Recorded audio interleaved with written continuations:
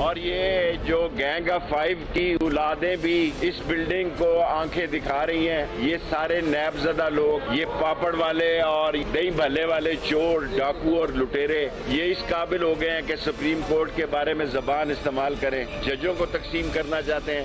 انہوں نے ملک کا ستیہ ناش کر دیا۔ سپریم کورٹ صرف یہ کہنے جا رہی ہے کہ کون الیکشن کرائے گا، وہ یہ نہیں کہہ رہی کس کو ووٹ دو۔ اور راجن پور میں کل ان کو پتہ لگ گیا ہے کہ ان کا کفن دفن، تجزیز و تکفین اور سارے سیاسی دگنی ووٹ سے یہ ہارے ہیں۔ پاکستان کو جو ڈیتھ زون بنا دیا گیا ہے، ساری قوم کی نظریں سپریم کورٹ پر ہیں۔ انشاءاللہ ان شوروں کے خلاف یہیں سے ثبوت بھی نکلیں گے۔ بسم اللہ الرحمن الرحیم۔ السلام علیکم، آپ پروگرام ایکسپرٹس دیکھ رہے ہیں، میں ہوں دعا جمیل۔ ناظرین، پنجاب اور خیبر پختونخوا میں الیکشن کب ہوں گے، کیسے ہوں گے اور الیکشن کی تاریخ کون دے گا، یہ انتہائی اہم سوالات ابھی تک جواب طلب ہیں۔ سپریم کورٹ آئین کے مطابق ان سوالات کے جواب تلاش کرنے میں مصروف ہے۔ وکلا کے دلائل بھی جاری ہیں۔ پوری قوم کی نظریں سپریم کورٹ پر لگی ہیں، مگر الیکشن میں تاخیر کے معاملے پر آج سپریم کورٹ کا 9 رکنی لارجر بینچ ٹوٹ گیا۔ 4 معزز ججز صاحبان بینچ سے الگ ہو گئے، جبکہ 3 ججز صاحبان کے اختلافی نوٹ بھی سامنے آ گئے۔ جسٹس اطہر من اللہ نے اپنے اختلافی نوٹ میں معاملے کی قانونی حیثیت پر سوالات اٹھائے اور کہا ہے کہ اسمبلیاں توڑنے کی آئینی حیثیت کو نظر انداز نہیں کیا جا سکتا، معاملہ صوبائی عدالتوں میں موجود ہے، سپریم کورٹ میں آنا ابھی قبل از وقت ہے۔ جسٹس منظور علی شاہ نے بینچ میں شامل جج کی آڈیو لیکس کا بھی تذکرہ کیا اور سینئر ججز کی بینچ میں عدم شمولیت پر بھی انہوں نے اعتراض اٹھایا، جبکہ یحییٰ آفریدی نے لکھا کہ سپریم کورٹ کے از خود نوٹس کا کوئی جواز نہیں بنتا۔ تاہم چیف جسٹس عمر عطا بندیال صاحب نے ریمارکس دیے ہیں کہ بینچ میں شامل باقی معزز ججز مقدمہ سنتے رہیں گے، آئین کی تشریح کے لیے سماعت جاری رہے گی اور اس کیس کی سماعت آئین کے مطابق ہوگی۔ معاملہ کل تک نمٹانے کی کوشش کی جائے گی۔ ایکسپرٹس کے لیے ہمارا پہلا اور بڑا سوال یہ ہوگا، کیا الیکشن کے معاملے پر سپریم کورٹ کا فیصلہ سب کے لیے قابل قبول ہوگا یا نہیں؟ پینل کا تعارف کروا دیتی ہوں۔ پروگرام میں میرے ساتھ موجود ہیں ایاز خان صاحب، عامر الیاس رانا صاحب، بریگیڈیئر ریٹائر حارث نواز صاحب، فیصل حسین صاحب اور محمد الیاس صاحب۔ میں آپ سب کو خوش آمدید کہوں گی۔ بریگیڈیئر صاحب، میں آپ سے آغاز کر رہی ہوں، چونکہ صوبائی الیکشن کے معاملے پر سپریم کورٹ میں ایک اہم سماعت ہو رہی ہے۔ 4 معزز ججز صاحب بینچ سے الگ ہو چکے ہیں اور 3 ججز صاحبان کے اختلافی نوٹ بھی سامنے آئے ہیں۔ اب یہ معاملہ مزید پیچیدہ ہو رہا ہے۔ بطور تجزیہ کار آپ اس کیس کو کس طرح سے دیکھ رہے ہیں؟ کیا آپ کو لگتا ہے کہ اس معاملے پر جو بھی فیصلہ آئے گا، کیونکہ ہم نے تو یہی دیکھا ہے سیاسی جماعتوں کا، حکمرانوں کا، ان قائدین کا یہی وتیرہ رہا ہے، اگر اپنے حق میں فیصلہ نہیں آتے تو پھر وہ اعتراض اٹھا دیتے ہیں اس فیصلے پر بھی، تو آپ کو لگتا ہے کہ اس معاملے پر جو بھی فیصلہ آئے گا وہ سب کے لیے قابل قبول ہوگا؟ دعا، ایک تو بات یہ ہے کہ جو اپوزیشن گورنمنٹ چاہتی تھی انہوں نے ایک پریشر جو ہے وہ سپریم کورٹ پہ ڈال دیا۔ نمبر 2 یہ ہے کہ ڈویژن آف جو سینئر ججز میں بھی ڈویژن کر دیا، جو کہ کبھی نہیں ہونا چاہیے، اور it's not good for Pakistan کی جوڈیشری کے لیے، پاکستان کے انصاف کے تقاضوں کو پورا کرنے کے لیے۔ اور اس کے بعد ظاہر ہے کہ اگر یہ ڈیسیژن خاص طور پہ حکومت کے خلاف آتا ہے تو اس پہ بہت زیادہ شور مچے گا اور زیادہ پریشر کیا جائے گا۔ آج بھی اگر آپ نے مریم نواز کی تقریر سنی ہو تو انہوں نے بڑے کلیئر انداز میں بات کی ہے اور بڑے ہی تہذیب طریقے سے انہوں نے عدلیہ کی بات کی، پھر اس کے بعد انہوں نے فیض حمید کی بات کی، ان کے باقیات کی بات کی۔ مجھے ایک بات سمجھ نہیں آ رہی ہے کہ آپ جلسوں میں، اور پھر عمران کو تو جو بھی کہنا ہے وہ آپس میں اپوزیشن ہے اور وہ گورنمنٹ ہے، جو مرضی بات کریں، لیکن آپ سیاسی لڑائی سیاسی طریقے سے کیوں نہیں کرتے ہیں؟ آپ نے اپنی جلسوں میں پرابلم یہ ہے کہ پی ایم ایل این کے بعد وچ آئی ایم ویری شیور کہ ان کو کچھ بھی بات کرنے کی نہیں ہے کہ ہم نے دیکھیں 1 سال میں ہماری حکومت نے ڈسپائٹ کہ اکنامک کرنچ تھا، I M F world bank کے پرابلم، لیکن ہم نے آپ کو ریلیف دیا، ہم نے انفلیشن کو کنٹرول کیا، ہم نے پرائس کو کنٹرول کیا ہے، عوام کے لیے ہم نے یہ کیا، اور ہم اگلے 1 سال میں یا 6 مہینے میں ہم آپ کے لیے کیا کرنا چاہتے ہیں اس کے لیے ہم یہ کوشش کر رہے ہیں۔ ایک بات بھی نہیں ہے، حکومت جلسے ایسے نہیں کیا کرتی، حکومت اپنی کارکردگی اپنے وعدوں سے اور اپنی کام دکھا کے کیا کرتی ہے، وہ بھی نہیں آپ کر رہے ہیں۔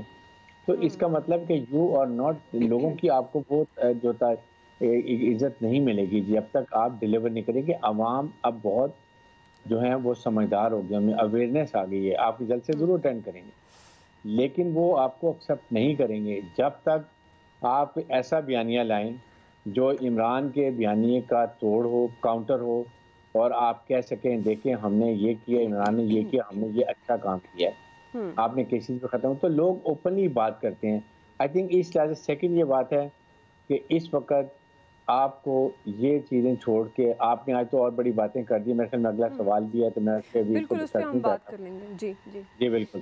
تو اس لیے یہ باتیں کرنا، اور اس کے بعد آپ نے جو جس طریقے سے جلسوں میں بات کر رہی ہیں سوائے فتنہ، اور یہ جو عمران پہلے لینگویج استعمال کرتا تھا ابھی وہی آپ نے استعمال کر دی. تو میرے خیال میں اس وقت آپ اس الیکشن کی تیاری کریں، الیکشن میں اپنی کارکردگی بتائیں، الیکشن میں آئندہ کا اپنا لائے عمل بتائیں، تاکہ عوام آپ کو ووٹ دیں. ابھی تک میرے نہیں خیال ایسی بات کی، بٹ یہ حقیقت ہے کہ اگر یہ سی ایم کسی کے خلاف آتا ہے تو وہ اس کو ایکسیپٹ نہیں کرے گا. Maybe to an extent P T I کو کرنا پڑے گا، لیکن حکومت اس کو نہیں کرے گی، اور انہوں نے خود بتا دیا کہ وہ کیوں ڈیلے کرنا چاہتے ہیں. ٹھیک ٹھیک. جی عامر صاحب، آپ کس طرح سے دیکھ رہے ہیں اس کیس کو؟ آپ کو لگتا ہے جس طرح برگیڈ صاحب کہہ رہے ہیں کہ حکومت کسی صورت میں اس فیصلے کو اگر ان کے خلاف آتا ہے قبول نہیں کرے گی، تو آپ کے خیال میں جو بھی معاملے سے متعلق فیصلہ آتا ہے وہ سب کے لیے قابل قبول ہوگا یا نہیں؟ سپریم کورٹ کو فیصلہ کرنا ہے، قابل قبول نہیں بنانا. میں پہلے بھی کہتا ہوں کہ یہاں پنچایتیں اور بیٹھک نہیں لگنی چاہیے سپریم کورٹ کے اندر. انہیں آئین اور قانون کے دائرے میں رہ کے فیصلے دینے چاہیے. اور اسی وجہ سے 9 رکنی بینچ ایک تماشا بنا. آج دیکھیں جو آرڈر ایشو کیا 23 اپریل کی ہیرنگ کا، تو 24 کی ہیرنگ بنتی نہیں تھی کیونکہ بینچ ٹوٹ چکا تھا 23 کو. جو پریس ریلیز چیف جسٹس کے دستخطوں سمیت جاری ہوئی ہے کہ جی یہ بینچ ٹوٹ گیا ہے اور اس کو چیف جسٹس کے پاس بھیجا جا رہا ہے. پھر 24 کی سماعت کیوں کی جج نے؟ نہیں کرنی چاہیے تھی کیونکہ وہ ٹوٹ چکا تھا. پھر اس کا آرڈر نہیں جاری ہوا آج صبح. یہی ہے نا احتمال کہ جناب جو بات چیت بعد میں ہوئی ہے اس میں اندر بھی زور لگا کہ غلط ہو رہا ہے. اب دیکھیں یحییٰ آفریدی صاحب نے کلیئر پوزیشن لی اور وہ بینچ سے الگ اسی بنیاد پہ سیدھا ہو گیا کہ جی دیکھیں یہ بنتا ہے لاہور ہائی کورٹ اور پشاور ہائی کورٹ کا فیصلہ کہ وہاں چل رہا ہے تو یہاں سو موٹو بنتا نہیں تھا، سننا نہیں چاہیے تھا، اور وہ ہٹ گئے. اطہر من اللہ صاحب نے سمپل سی بات کی کہ جناب 184(3) کو رولز کے تحت لائیں. انہوں نے چیف جسٹس کے ریٹن آرڈر کو کویسچنیبل بنا دیا کہ آرڈر کچھ اور تھا، اور جب تحریری طور پہ جب وہ سامنے آیا تو وہ کچھ اور تھا. میں فل کورٹ بنانے کا حامی ہوں، اس میں نہیں بیٹھنا چاہتا. سائڈ پہ ہو گئے. ان 2 ججز کو ان کی وجہ سے الگ ہونا پڑا، جن پہ 2 ججوں نے آج جو ریٹن آرڈر آیا انہوں نے جسٹس مظاہر نقوی صاحب کی آڈیو لیکس کا ذکر کیا کہ 3 آڈیو لیکس کا ذکر کیا، ایک بھی نہیں. جب یہ ججز کا یہ ہوگا تو پھر یہ گفتگو ہوگی. پہلے لوگ کرتے تھے کہ جی یہ بینچ ادھر جائے گا، یہ بینچ ادھر جائے گا، کہ یہ توازن ادھر ہے، یہ توازن ادھر ہے، جو نہیں ہونا چاہیے. گفتگو بھی نہیں ہونی چاہیے، شائبہ بھی نہیں ہونا چاہیے کہ یہ آخری کورٹ ہے جس کے فیصلے ہونے ہیں اور وہاں پہ یہ لگا ہوا ہے. لیکن چونکہ ججز نے خود اختلاف بھی کیا اور سامنے بھری کورٹ میں کیا، اور جب ریٹن فیصلہ چیف جسٹس نے لکھا تو اس کو لکھا کہ یہ فیصلہ وہ نہیں ہے جو کورٹ میں چیف جسٹس نے زبانی لکھوایا تھا. کیونکہ میرے بنیادی سوالات تھے. اطہر من اللہ صاحب نے کہا کہ اسمبلی بحال ہو سکتی ہے، ہمیں اس پہ 184(3) پہ جانا چاہیے، بنیادی حق پہ. میں نے پہلے بھی کہا تھا اس دن جمعرات کو کہ ووٹ ڈالنا آئینی حق ہے، ووٹ ڈالنا بنیادی حق نہیں ہے. 184(3) دوسری صورت میں ہی لگ سکتا تھا. بہرحال چونکہ لے لیا، اور اس اختیار کو چیلنج نہیں کیا جا سکتا کہ بینچ کون سا ہوگا، یہ چیف جسٹس کا اختیار ہے، وہ کب فیصلہ کریں گے یہ ان کا اختیار ہے. لیکن اب جو سوالات آئے ہیں تو اب یہ نظر آ رہا ہے کہ 2 یا 3 مئی کل سپریم کورٹ آرڈر کر دے گی الیکشن کی ڈیٹ کا. ٹھیک، الیکشن ہوں گے یا نہیں ہوں گے یہ کویسچن اس کے بعد طے ہوگا. ورنہ یہ معاملہ دونوں گورنرز نے، ظاہر ہے ایک سیاسی مصلحت تھی، انہوں نے تاریخ دے کے بنایا.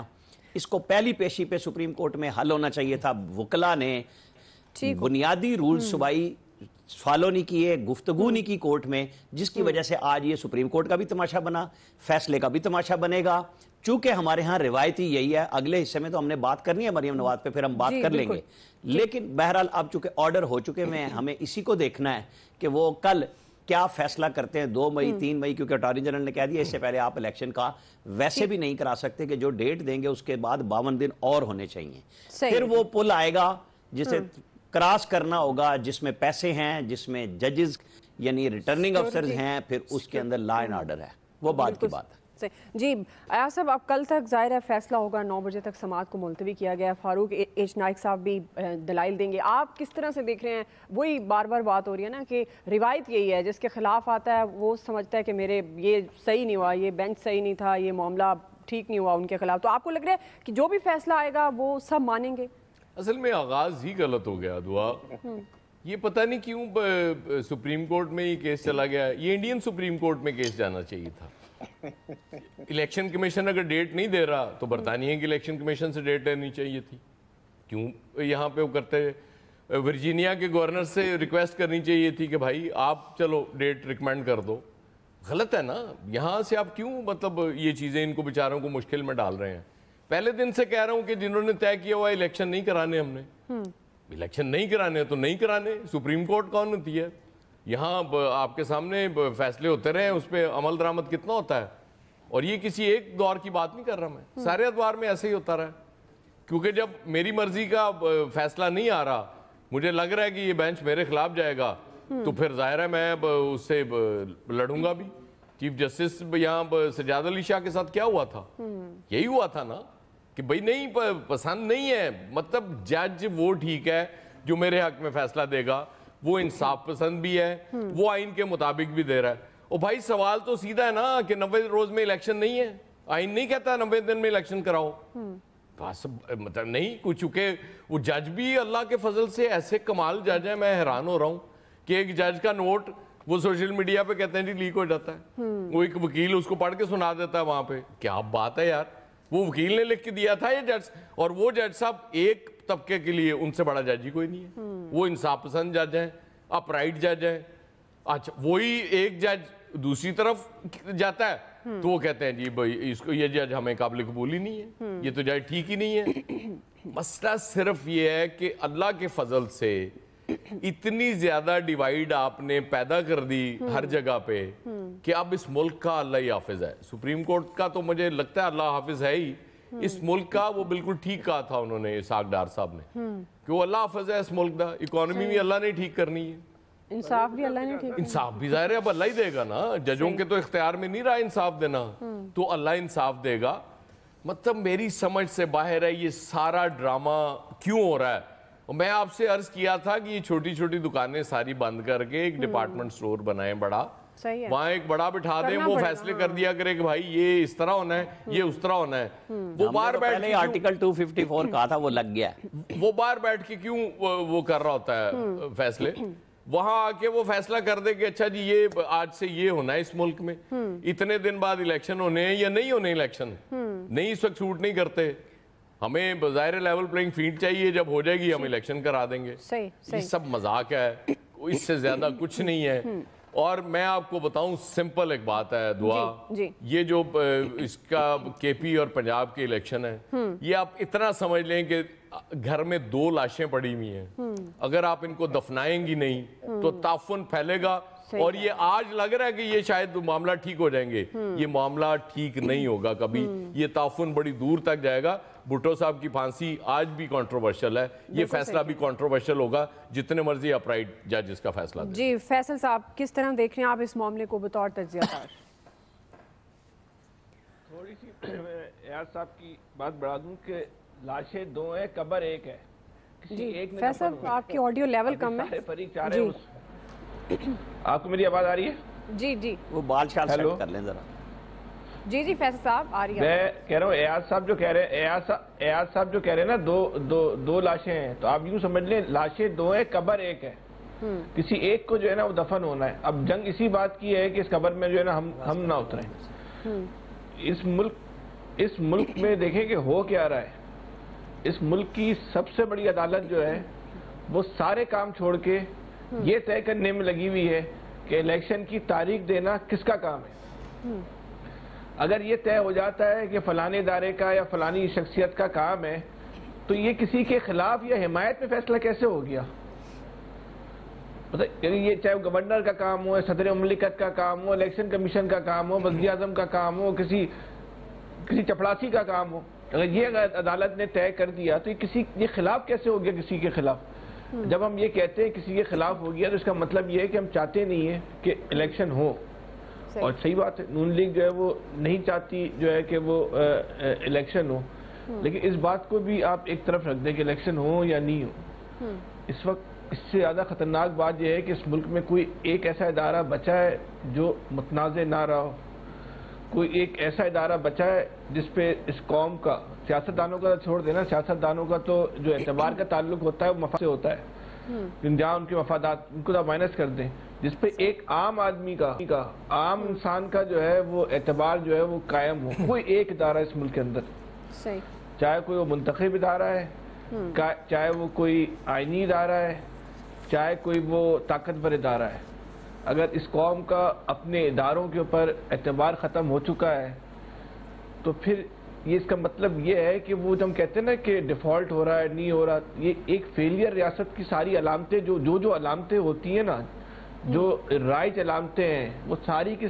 ساری علامتیں جو ہے نا وہ اس خطے پر ہمارے ملک میں موجود ہیں، سامنے آ چکی ہیں۔ عام آدمی کا اشرافیہ سے تعلق ختم ہو چکا ہے، اداروں سے اعتبار ختم ہو چکا ہے، جو بااثر افراد ہیں، جو بااثر ادارے ہیں، ان کا عام آدمی سے تعلق ختم ہو چکا ہے۔ یہ ساری جنگ بھی جو ہو رہی ہے نا، جو اب مریم صاحبہ کی تقریر تھی، جی وہ کہیں سے لگ رہا تھا کسی حکمران لیڈر کی تقریر ہے، اس پہ ہم آگے چل کے بات کر لیں گے۔ آج بھی کوئی بھی طاقتور آدمی وہ اپنی ذات سے، اپنے خاندان سے باہر نکل کر بات کرنے کو تیار ہی نہیں ہے۔ اس قوم کے ساتھ کیا ہو رہا ہے، کیا نہیں ہو رہا، کوئی کسی کو جو ہے وہ اس بات کی فکر ہی نہیں رہی۔ ٹھیک، یہ تو بالکل کہتے ہیں نا کہ یہ گونگے بہروں کا جو ہے نا وہ اب جو ہے نا ملک ہو گیا ہے۔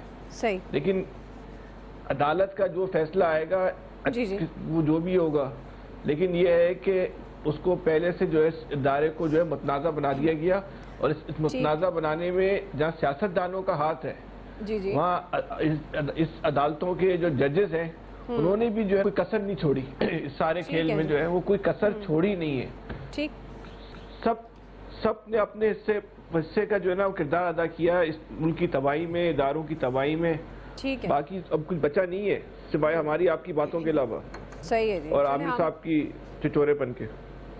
الیاس صاحب دیکھیں جی، جو بھی ہے کل فیصلہ دیکھیں کیا آتا ہے، اور جو بھی فیصلہ آئے گا سب کو ماننا پڑے گا، کیونکہ ماننے میں ہی سب کی ملک کی بھلائی ہے، کیونکہ یہ الیکشن کے لیے اسی طرح چلتے رہیں گے۔ دیکھیں عدالت میں آج کیا کہا جا رہا ہے، معزز عدالت میں یہ کہا جا رہا ہے کہ ابھی تک فیصلہ ہی نہیں کر رہے، مشاورت کر رہے ہیں، نہ ہائی کورٹ کی جانب سے کوئی فیصلہ ہو رہا ہے، نہ ادارے کر رہے ہیں، نہ کچھ، سب اس میں ہی بیٹھے ہوئے ہیں، دیکھ رہے ہیں اس سلسلے کو مسلسل کہ کب الیکشن ہوتے ہیں، یا جس طرح وہ ڈیمانڈ کی جا رہی ہے اور اس کو ڈیلے کیا جا رہا ہے، ٹائم ویسٹ کیا جا رہا ہے۔ اگر 90 دن میں کروانے تو پھر 90 دن میں الیکشن ہونے چاہیے الیکشن میں، لیکن اس کو ڈیلے کیا جا رہا ہے۔ ڈیلے کرتے ہیں سے کیا نقصان یہی ہے کہ دیکھیں لوگوں کے جو مسائل ہیں وہ بڑھتے جا رہے ہیں۔ ملک ایک دم جو پنجاب ہے وہ 1.5-2 سال سے اسٹک ہو کے رہ گیا، پنجاب میں کچھ نہیں کام ہو رہے، صرف تمام جو بھی معاملات تھے رک گئے۔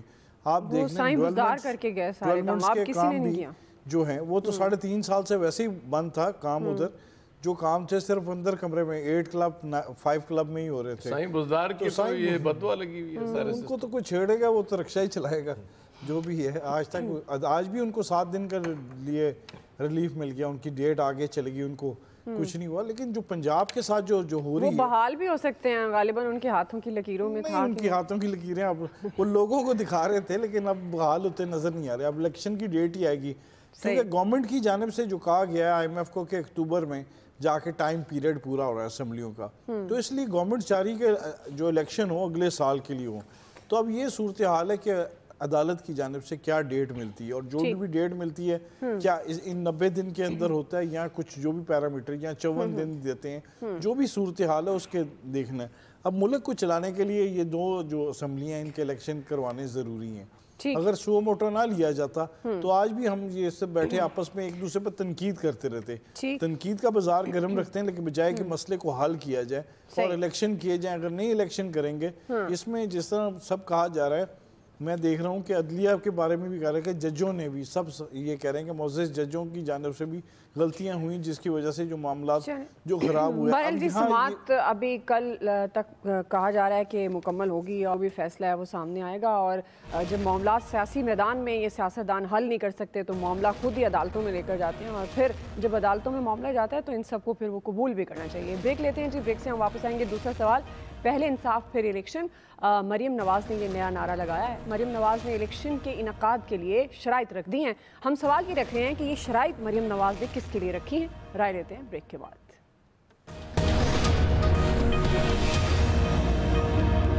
आज भी अदालतों से भागा हुआ है। अदालत बुलाती है तो टांग पे जो चढ़ा हुआ प्लास्टर दिखा देता है। नवाज शरीफ के लिए तो 200 पेशियां 6 दिन हफ्ते में अदालत लगा करती थी। अब इस फितना की बारी आई, इस लाडले की बारी आई तो कछुए की रफ्तार से भी मुकदमात नहीं चलते। कौन पूछती है क्यों? जवाब चाहिए, जवाब दो। आज जवाब दो, सुबह इलेक्शन करा लो। पहले इसकी भी 200 पेशियां पूरी होंगी, फिर इलेक्शन होगा।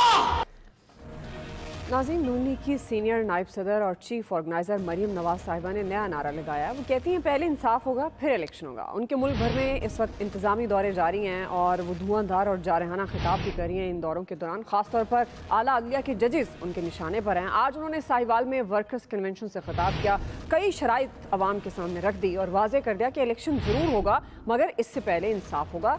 तराजू के दोनों पलड़े बराबर होने चाहिए। नवाज शरीफ से नाइंसाफियों का अजाला किया जाए, उनकी सजाओं को ख़त्म करें। पैनामा बेंच पहले सिसिलियन माफिया और गॉडफादर के अलकाबात जैसे वापस लिए जाएं और इमरान खान को इंसाफ के कटहरे में खड़ा करें। इसी से मुतल्लिक हमारा सवाल कि इलेक्शन के इनेकाद के लिए मरीम नवाज की शराइत कितनी काबिल कबूल है। अब आमिर साहब, मैं आपसे आगाज़ करी हूँ, आप किस तरह से देख रहे हैं मरीम नवाज ने जो नया नारा लगा दिया? आप समझते हैं कि ये इंतखाबात में जाने के लिए एक नून लीग का बयानिया होगा कि पहले इलेक्शन और पहले इंसाफ करें और फिर हम इलेक्शन, या ये जो इलेक्शन डिले हो रहे हैं उसकी कोई वजाहत पेश की जा रही है? और ये शराइत उन्होंने किसके सामने पेश की हैं जो उन्होंने नवाज शरीफ से कहा कि नाइंसाफियों का अजाला किया जाए, इमरान खान को कटहरे में लाया जाए? देखें, मरीम नवाज एक बड़ा अरसा साइलेंट मोड पे थी, तो अब वो आवाम में आई हुई हैं, बात कर रही हैं, अपनी पार्टी की तंजीम साजी कर रही हैं और डिजिटल मीडिया प्लेटफॉर्म पे उठा रही हैं, तो वो लोगों को, अपने वोटरों को चार्ज कर रही हैं और मुतालबा भी उसी तरह दबंग कर रही हैं जिस तरह सियासतदान करते हैं। जैसे इमरान खान किया करते थे, अंपायर की उंगली उठ जाएगी, फलां हो जाएगी। अब मुतालबा बज़ाहिर तो उन्होंने बड़ा क्लियर किया है कि गॉड फादर और सिसिलियन माफिया के अल्फाज वापस लो। चूँकि बहुत सारी चीज़ें जनरल बाजवा और इमरान खान की एक दूसरे के बारे में की गई गुफ्तगू से सामने आ गई, जो सीना गदड़ थी, इधर उधर होती थी। अब वो इन दोनों ने बराह रास्त खुल के बता दी हैं कि किस जज का किससे बुग़्ज़ था, कौन इमरान खान को फैसिलिटेट कैसे कर रहा था, इमरान खान कैसे फैसिलिटेशन ले रहे थे। तो अब वो चीज़ें तो अब खुल के आ गई। तो जवाबन उनकी तरफ से आ रहा है कि देखें, बड़ी क्लैरिटी से बात कर रहे हैं हम कि हमारे साथ तो ज्यादती हुई, हमें हमारे ऊपर निगरान जज लगाया गया, हमारा काम केस बनाया गया, फिर वो बरी हो चुकी हुई हैं, उनके ऊपर जो इल्ज़ाम था वो उससे बरी हो चुकी हैं। तो वो अब अपना केस प्लीड कर रही हैं लोगों में कि देखें यहाँ पे लाडलापन है। अब देखें इमरान खान साहब के साथ कल क्या है, कल 4 केस हैं, 3 जजों के पास, 2 में ज़मानतें हैं, एक में फर्द जुर्म है और वो फॉरेन फंडिंग का है, वो तोशा खाना का है, इलेक्शन कमीशन के बाहर वो जो उनके कहने पे मुजाहरा हुआ। अब ये फैसले भी सेशन, एडिशनल सेशन जजों ने करने हैं ना, उस लेवल पे आके, जिससे इमरान खान साहब मुसलसल जमानतों की डेट ले रहे थे। लाहौर हाई कोर्ट ने जमानत 28 तक दी, फिर इस्लामाबाद हाई कोर्ट ने कहा कि 28 को आपने पेश हर सूरत में होना है। अब उनके पास कोई जाए मफर नहीं थी। आज सुबह उनकी तरफ से उनके वकील ने, ज़ाहिर है ये भी एक लीडर है ना सियासी, जैसे मरीम नवाज ने कर दिया, उन्होंने भी कह दिया कोर्ट चल के उनके लिए दूसरी कोर्ट में आ जाए कि मैं वहां पेश हो रहा हूं, तो आप भी वहां तशरीफ ले आइए। जिस पे जज ने भी हंस के कहा कि ये बड़ी नई बात आई है कि ना मेरा ये इख्तियार है, ना इस तरह का मुतालबा हमने कि सुना कि मैं यहां नहीं आ सकता, आप वहां तशरीफ ले आए। तो ये सियासी लीडर एक दूसरे को इसी तरह करते हैं। अभी हम पहले जब कुछ बात कर रहे थे तो वो देखे ना, बल्दियाती इदारे सुप्रीम कोर्ट ने बहाल किए थे, सुप्रीम कोर्ट का फैसला था ना कि बहाल, तो बुजदार साई की गवर्नमेंट ने कब बहाल किए? किसी को घुसने दिया? नून लीग वाले तो इन अदालत लेके भी सुप्रीम कोर्ट में चले गए, उसके ऊपर भी कोई एक्शन सुप्रीम कोर्ट ही ने नहीं लिया, ना पंजाब गवर्नमेंट मानी। 97 में सजाद अली शाह और फारूक लगारी का गठ, जब गठजोड़ जारी था, जिसको आज वो कहते हैं हमला है, तो वो उस वक्त आइन के खिलाफ मिलकर दोनों काम कर रहे थे कि उन्हें अपना इक्तदार और निगरान हुकूमत बनानी थी और मजा करना था।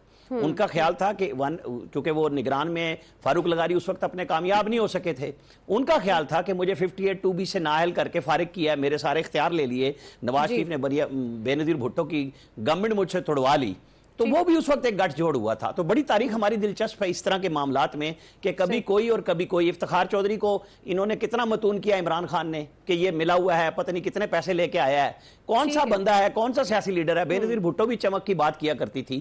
تو ہمارے ہاں مزاج ہی اسی طرح کا ہے، آج اس کی باری کل اس کی باری، آج اس کے پشت پہ کوئی اور ہے، کل اس کی پشت پہ کوئی اور ہے، آج اس کے لیے گیٹ کھلا ہوا ہے، آج اس کے لیے گیٹ بند ہے. بریگیڈیئر صاحب جانتے ہیں کہ گیٹ نمبر 4 کس کو کہتے ہیں، وہاں کون جانا چاہتا ہے، کون رکنا چاہتا ہے، کون دوبارہ جانا چاہتا ہے. کیونکہ آج بھی عوام کے لیے تو کوئی بات نہیں کرنا چاہتا، کسی کے پاس کوئی پلان جو ہر دفعہ بات ہوتی ہے، ہر بندہ اپنی اپنی سیاست کر رہا ہے. جی ایاز صاحب، مطلب یہ پھر مریم نواز صاحبہ کا ایک سیاسی نعرہ ہے.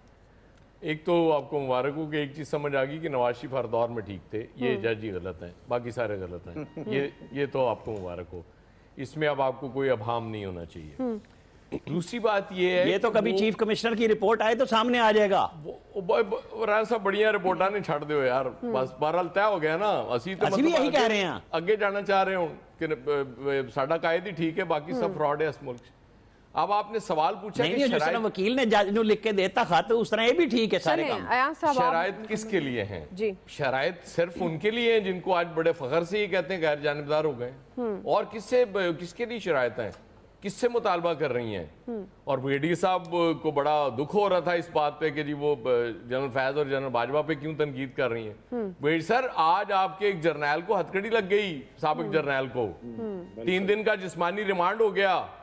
اس کے بعد مریم کو اتنا بھی رائٹ نہیں دیتے آپ کہ وہ سابق جرنیلوں پہ تنقید کریں یا کوئی اور کرے. اب تو راستہ کھول دیا آپ نے، کوئی ایشو نہیں ہے، اب تو جس کا دل کرے گا وہ کرے گا. دیکھیں بات سمپل ہے، یہ چیزیں، یہ جو ڈیمانڈ ہے نا، یہ آج صرف دہرائی جا رہی ہیں. یہ کوئی ایسی ڈیمانڈ نہیں ہے جو اچانک مریم نے آپ کے سامنے رکھ دی کہ جی یہ کریں.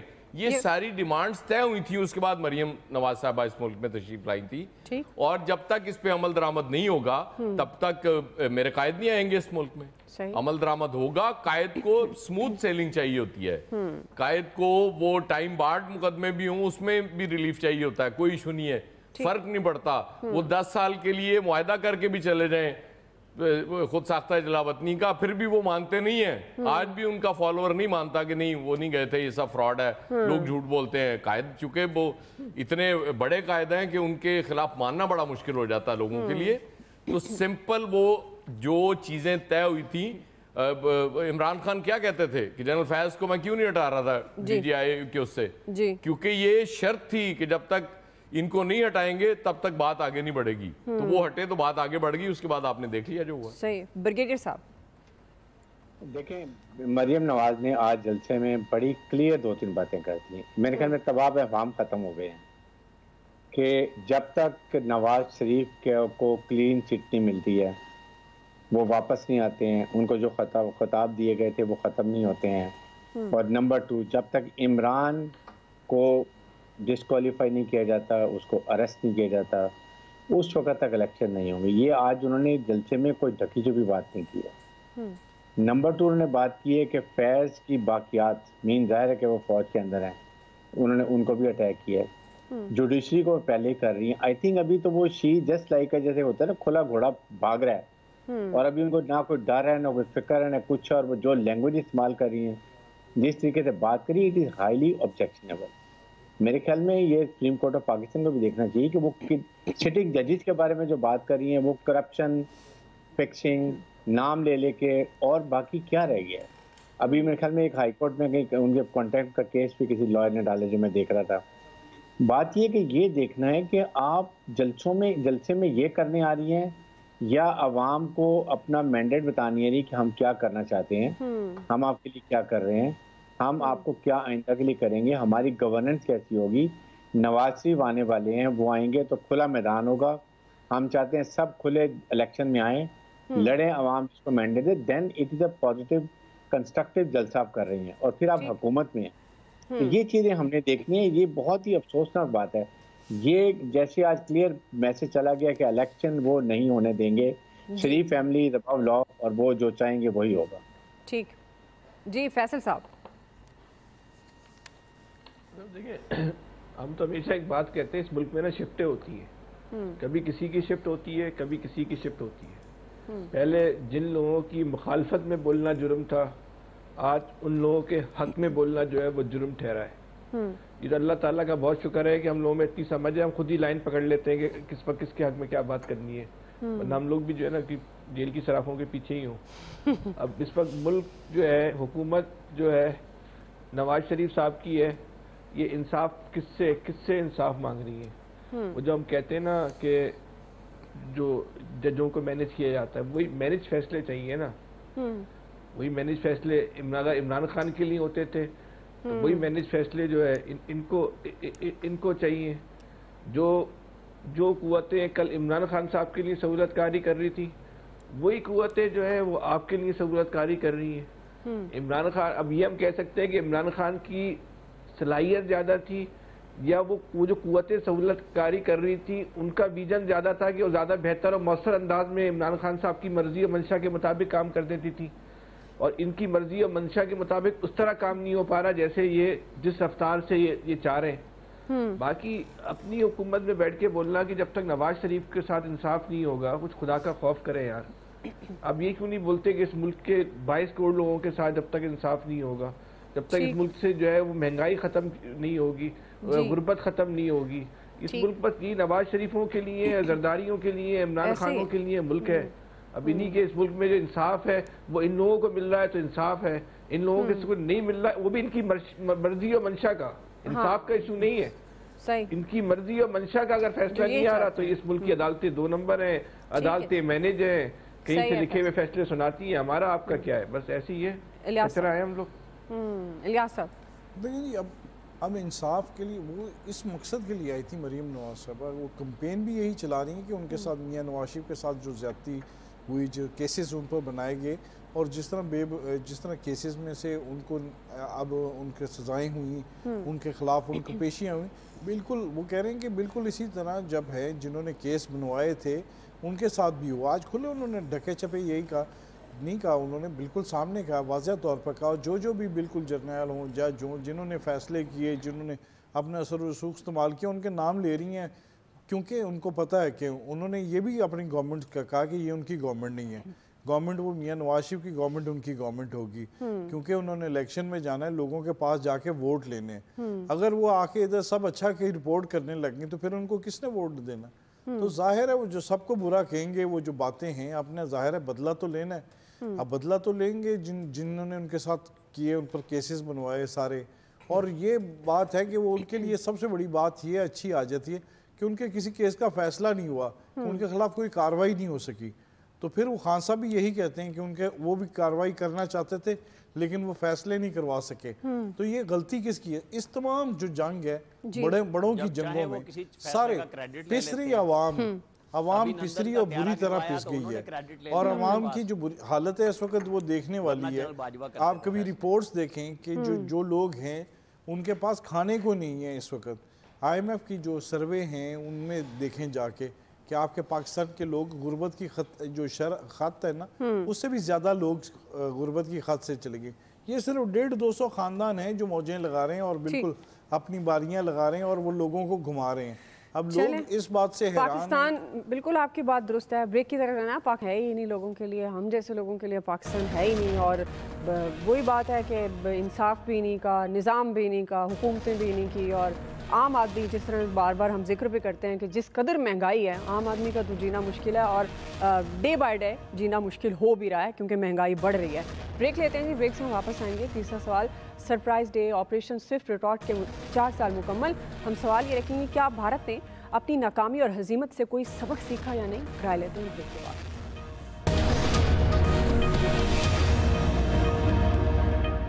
آج آپریشن سوئفٹ ریٹارٹ کو 4 سال مکمل ہو گئے ہیں اور پوری قوم سرپرائز ڈے منا رہی ہے. پلوامہ ڈرامے کے بعد 26 فروری 2019 کو بھارت نے سرجیکل سٹرائک کے نام پر رات کے اندھیرے میں پاکستان کی فضائی حدود کی خلاف ورزی کی اور بالاکوٹ کے علاقے میں بم پھینک کر فرار ہو گئے, جس سے چند درختوں کو نقصان پہنچا. مگر ایک دن بعد 27 فروری کو پاکستانی شاہینوں نے دن کے اجالے میں منہ توڑ جواب دیتے ہوئے 2 بھارتی طیارے مار گرایا اور ونگ کمانڈر ابھی نندن کو پکڑ لیا. ابھی نندن کو جذبہ خیر سگالی کے تحت 60 گھنٹے بعد رہا کر کے واپس بھیج دیا. مگر ٹیز فینٹاسٹک دنیا میں ہمیشہ کے لیے بھارتی فضائیہ کی ناکامی اور ہزیمت کا استعارہ بن گئی. اسی سے متعلق ہمارا سوال, برگیڈ صاحب میں آپ سے آغاز کری ہوں, چونکہ इंडिया तो इस चीज़ को भी कोई और रंग दे रहा है। इंडियन मीडिया की अगर बात की जाए, अभी कुछ दिन पहले आपने सोशल मीडिया पर देखा होगा, जावेद अख्तर जो बड़े नामवर राइटर हैं, शायर हैं और पाकिस्तान में उनके हज़ारों मद्दाह हैं, वो ये नहीं सोचते कि वो किस मुल्क के बासी हैं। उन्होंने भी एक बड़ा ही मुतनाज़ सा बयान दिया और बाद में उन्होंने कह दिया कि मैं अपने मुल्क में हूँ, किसी और से क्या डरूँ। तो इंडियन के रहने वाले लोग जो है ना इंडिया के, वो भी मेरे ख्याल में कोई सबक नहीं सीखते। आपको लगता है कि इस वाक़े से कोई भारत ने सबक सीखा? ये नरेंद्र मोदी, इसके साथ तो 4 का टोला है, अमित शाह, अजीत डोवाल और उसके बाद राजनाथ सिंह, ये आरएस के कमांडर टेररिस्ट हैं। ये इनके हाथ मुसलमानों और खून से लगे हुए। ये हर वक्त एंटी पाकिस्तान, उसके बाद नैरेटिव, वॉर हिस्टीरिया, मीडिया को मिला के साथ ये काम करते हैं। अभी भी 9 इनकी स्टेट में इलेक्शन होने वाले हैं, अभी पाकिस्तान एक्सपेक्ट कर रहा है फिर ये कोई ना कोई मिस एडवेंचर करेंगे। जितनी इनको हजीमत उठानी पड़ी है, जितनी इनकी बेइज्जती हुई है झूठ बोलने पे, अपना हेलीकॉप्टर जो एक मुल्क अपना खुद ही गिरा लेते कंफ्यूजन में, और फिर आपके अपने लोग कहते हैं नहीं ये पाकिस्तान F-16 नहीं, MiG-21 के पार्ट्स हैं। दुनिया ने बताया, अमेरिकन ने कह दिया, और उसके बाद आपको क्या कह गई। इसमें सबसे बड़ी फतह यह थी कि पाकिस्तान ने साबित कर दिया कि हमारी मुसल्लह फौज आपसे बहुत बेहतर है। हमारे ISPN ने अवाम को एक एक लम्हे के लिए सब कुछ बताया, और आइंदा मिस एडवेंचर मत करें वरना इससे भी आपका बुरा हाल मुंह की खानी पड़े। और वाकई उनको अब इससे सबक सीखना चाहिए। अयाज साहब देखिए दुआ, ये जिस तरह की कार्रवाई की गई थी और ज़ाहिर ऐलान करके की गई थी, और फिर आपको याद होगा उनका एक हाई वैल्यू टारगेट इन्होंने लॉक कर लिया था और उनको बता दिया था कि यहाँ कौन कौन बैठा हुआ चीफ ऑफिसर बैठा था जी, और हम इसको उड़ा सकते हैं लेकिन हम नहीं उड़ा रहे। तो इससे बड़ी कामयाबी तो हो नहीं सकती। चाय तो वैसे पसंद भी बहुत है हमें भी, लेकिन जो अभिनंदन को चाय पसंद आई थी वो शायद दुनिया में कम लोगों को पसंद आई होगी। बाकी उनको छोड़े, इतनी कड़क चाय वो इंडिया में नहीं मिली होगी ना वो अभिनंदन को। तो उससे बड़ी जलालत हो नहीं सकती थी। और ये देखें, मतलब कमाल, उन्होंने अपनी हजीमत मिटाने की बजाय उसमें इजाफा कर लिया कि अभिनंदन को बाद में वो तरक्की शक्की दे दी, और पता नहीं यार मेरी समझ से बाहर, और सर उस पे मूवी चक्कर दे दिया। इतनी बहादुरी कोई कर ही नहीं सकता। क्या आप मतलब दुश्मन के आप आ जाएं, उसके कैद में आ जाएं, और उसके बाद आपसे ज्यादा बहादुर कोई नहीं। ये मेरे ख्याल मोदी सरकार ही कर सकती है। मूवी भी बना दिया उस पे, बना दी ना, मोदी सरकार ही कर सकती है, और दुनिया में कोई जी शौर नहीं कर सकता ये काम। देखें जी, वो बहादुरी तो जाहिर है हमारी मुसल्लह फौज ने दिखाई, और हमने टारगेट चाय का 1 कप MiG-21 से बदला लिया। हमारी नेवी ने उनकी एटमी आबदोज को 2-3 दफ़ा लॉक किया, और वो फौज की ज़ुबान में उसे निशाना बनाना ही कहते हैं कि जब चाहे उड़ा दें। और उनको सबक ना सीखना है ना वो सीखेंगे, लेकिन असल सबक हमें खुद सीखना है बहैसियत कौम। जब हमारे जवान अपनी जानों की परवाह किए बगैर इस तरह के कारनामे अंजाम देते हैं, हम जवाब में उनको गालियां क्यों देते हैं? हम सियासत में जब अपनी पसंद और नापसंद की बात करते हैं तो हम उन कुर्बानियों को क्यों भूल जाते हैं? आपको याद रखना चाहिए कि जब हमने त्यारा गिराया था तो ये ISI थी जिसने इंडिया का वो टारगेट चेक कर लिया था कि वो GHQ और बड़ी बड़ी बिल्डिंग्स को एटमी मिसाइलों से उड़ाने वाला था, और हमने जवाबन उनके सारे अहम तरीन चीजें लॉक कर दी थी, और फिर अमेरिका को इंटरवीन करना पड़ा था कि जनाब ये गलतियां ना करें, बिल्कुल दोनों मुल्क उड़ जाएंगे, बचेगा कोई नहीं। तो यहाँ पे सबक ये सीखना है कि हमें अपनी माशी सरगर्मियों को ठीक करना है, जिससे हमारी मुसल्लह फौज, हमारा मुल्क और आम आदमी जी सके। यहाँ पे सियासतदान हो, फौज के वो अनासिर जो सियासतदानों के साथ चलते हैं, लड़ाते हैं, भिड़ाते हैं, उससे हमें सबक सीखना है कि हमें कहां जाना है। बकौल फवाद चौधरी के कि अदलिया और फौज भी सियासी जमातें हैं, उन्होंने KP हाउस में प्रेस कॉन्फ्रेंस की थी गुस्से में। तो ये बातें सबको मद्देनजर रखनी चाहिए, चाहे वो मरियम बोलें, वो इमरान बोलें, वो कोई बोले, कि यहाँ पे इलाज यही है कि हम सब बैठ जाएं, वरना हमारी कहानी खत्म होने जा रही है। खुदा ना खास्ता हम बड़ी तबाही की तरफ जा चुके हैं। जी फैसल साहब। इसमें तो कोई दो राय नहीं है कि पाकिस्तान ने उस दिन जो है इंडिया को चारों शाने चित कर दिया था, और दुनिया ने भी इस बात को जो है वो तस्लीम किया, और पाकिस्तान को इंडिया को चारों शाने चित करने के लिए कोई बहुत बड़ा कोई हमला नहीं करना पड़ा था, बल्कि सिर्फ अपने दिमाग का और फहम का इस्तेमाल करते हुए जो है, और अपनी सलाहियतों का और अपनी जो इनकी इंटेलिजेंस कैपेसिटी है उसका इस्तेमाल करते हुए जो है उसको गिरा दिया था। बहरहाल पाकिस्तानी जो फौज है उसमें तो कोई दो राय नहीं, इसका जो प्रोफेशनलिज्म है اس کے سامنے جو ہے وہ بڑی سے بڑی کوئی طاقت نہیں ٹھہر سکتی.